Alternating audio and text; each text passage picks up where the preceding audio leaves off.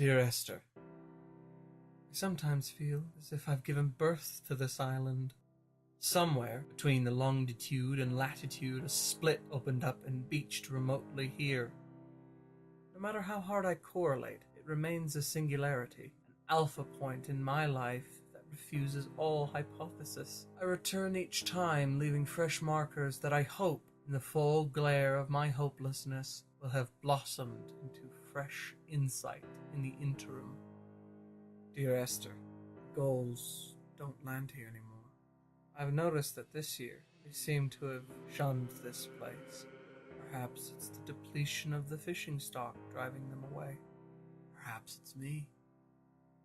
When he first landed here, Donnelly wrote that the herds were sickly, and that their shepherds were the lowest of the miserable classes that populate these Hebridean islands. 300 years later, even they have departed.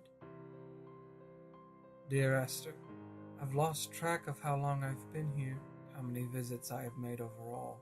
Certainly the landmarkers are now so familiar to me that I have to remind myself to actually see the forms and shapes in front of me.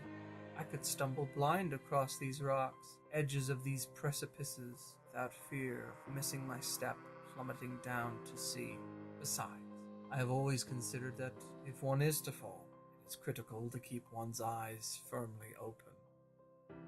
Dear Esther, the morning after I was washed ashore, salt in my ears, sand in my mouth, and waves always at my ankles, I felt as though everything had conspired to this one last shipwreck. I remembered nothing but water, stones in my belly, and my shoes threatening to drag me under to where only the most listless of creatures swim. Donnelly reported the legend of the hermit, a holy man who sought solitude in its most pure form. Allegedly, he had rowed here from the mainland in a boat without a bottom, so all the creatures of the sea could rise at night to converse with him. How disappointed he must have been with their chatter. Perhaps now, when all that haunts the ocean is the rubbish dumped from the tankers, he'd find more peace. They say he threw his arms wide in a valley on the south side, and a cliff opened up to provide him shelter.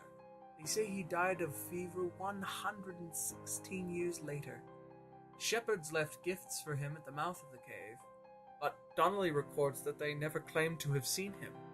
I have visited the caves, and I have left my gifts, but like them, I appear to be an unworthy subject of his solitude.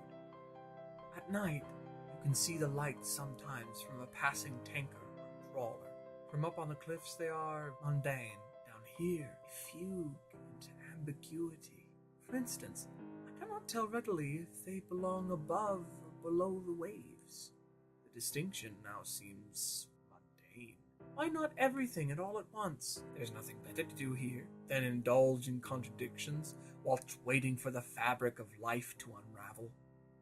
There was once talk of a wind farm out here, away from the rage and the intolerance of the masses. The sea, they said, is too rough for the turbines to stand. They clearly never came here to experience the becalming for themselves. Personally, I would have supported it. Turbines would be a fitting contemporary refuge for a hermit. The revolution and the permanence.